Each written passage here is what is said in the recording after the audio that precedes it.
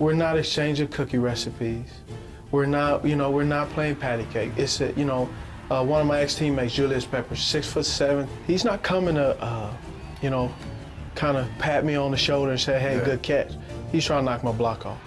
Carolina Panthers wide receiver Steve Smith has been described as one of the most aggressive receivers in the game.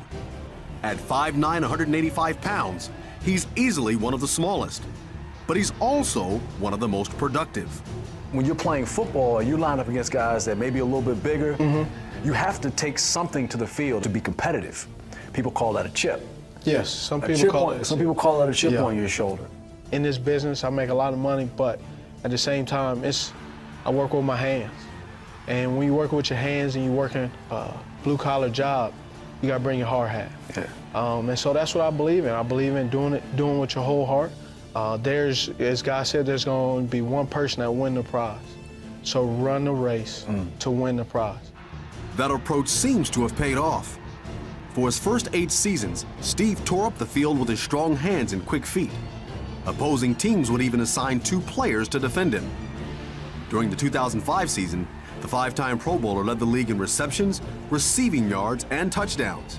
But with the success he had on the field came a sense of pride that caused him to neglect the faith he had found years earlier. I accepted Christ in the boiling room of Tampa Bay, 2003. I accepted Christ, but I didn't understand the responsibility, understand the full lifelong commitment, the true covenant between a believer, myself, and with Christ. And so just kind of was lukewarm, was straddling the fence, kind of looked forward when I needed it, but when I didn't need it, just kind of shoved it to the side. With pride in the driver's seat, that chip on Steve's shoulder led to physical altercations with opposing players and even teammates. And one morning during the 2010 season, he took a long, hard look at himself.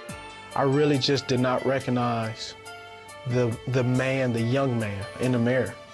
I didn't recognize him, I didn't see it, I didn't like what I saw. Vain, egotistical, self-centered. The world revolved around me, and it was the only important thing at that time was me. And that's not how real life works. That's not what it's about. That's not what a husband ought to think or ought to be. That's not what a father ought to be. He says that's when he was faced with a question from God. God just really broke me and asked me that question that I think everyone has in different ways, which was, you've played this game long enough for yourself. When are you going to start playing for me? And so that was a question that was, it hit home. At that moment, Steve decided it was time to get off the fence. So he rededicated his life to the Lord.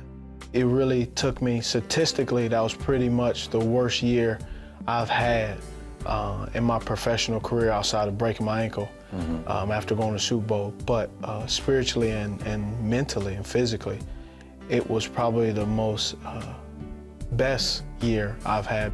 Steve had found peace within himself and on the field. He says he's made a lot of bad choices in his career, but his best decision was getting serious with Christ. And now, he's all about leading by example and sharing his story of God's unwavering love. You can have your bank account at Morgan Stanley, Wells Fargo, Bank of America, every big business. But on that weekend, they aren't open. At midnight, when you're broken, that bank account is going to help you. God has been in my life, whether I've known it or not, and been looking out for me the days that He knows, He's known. And He's been there in the muck and the mire. For me, He's redemptive. He's that father that even when your dad when he's striking out, that He'll hold you.